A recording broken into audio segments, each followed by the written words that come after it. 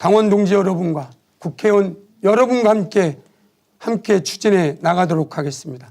첫째, 속도전보다는 국민이 공감하는 정책을 추진하겠습니다. 21대 국회 개원 후 지난 1년 동안 우리는 국민적 공감대를 형성하기보다 처리를 목표로 속도전만 강조하지 않았나 자성해 봅니다.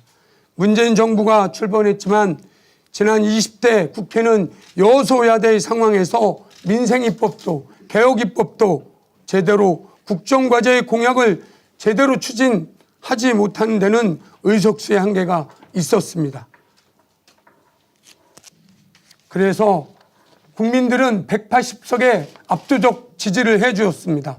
21대 국회 개원 이후 문재인 정부의 남은 임기 2년, 그동안 처리하지 못했던 산적한 개혁입법, 민생입법을 임기 내 처리해야 한다는 생각이 있었던 것도 사실입니다. 그러나 국민이 공감하는 입법을 하는 것이 정답이라고 생각합니다. 둘째, 문재인 정부 성공을 위해서는 든든한 입법 과제를 국회에서 수행해야 합니다. 오늘은 총선 1주년이 되는 날입니다. 문재인 정부는 3년간 야당으로 발목 잡기로 개혁 입법, 인생 입법을 추진하지 못하게 하였습니다.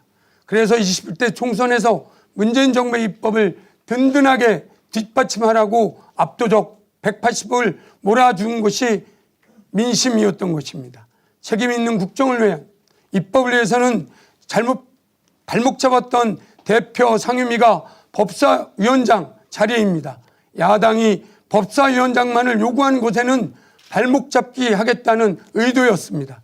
이번 보궐선거 결과를 운운하며 상임위 재배정 요구를, 특히 법사위 위원장을 요구할 것은 불보듯 뻔할 것입니다. 안정적인 국정 운영을 위해 책임 있는 법사위가 필요합니다.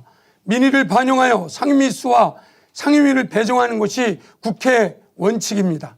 법사위원장을 고집하는 협상은 일고의 가치가 없습니다.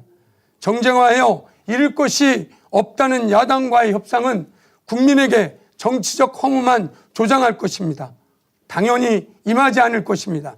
실제로 제가 20대 국회에서 1기 원내 수석을 할 때 국정 운영의 책임을 위해 법사위원장을 당시 2당인 자유한국당인 여당이 맡은 적이 있습니다. 정치 복원을 원하는 것이 국민이 바라는 것은 분명합니다. 그러나 법사위원장만 고집하는 야당의 태도는 정치 복원을 원하는 국민께 신망을 안겨드릴 것입니다. 법사위원장만 고집하는 야당의 태도는 정치 복원을 원하는 국민에게 또다시 허무감을 느끼게 할 것입니다. 국민은 문재인 정부의 안정적 국정 운영을 바라지 발목 잡기 정쟁의 장으로 법사위원회가 되길 바라지 않습니다. 야당도 여당의 뜻을 존중하고 함께 정치 복원에 나서라는 것이 민심입니다. 그러나 법사위원장 처리는 당장 현실의 문제로 될 것입니다. 모든 국민이 지켜보고 있을 것입니다.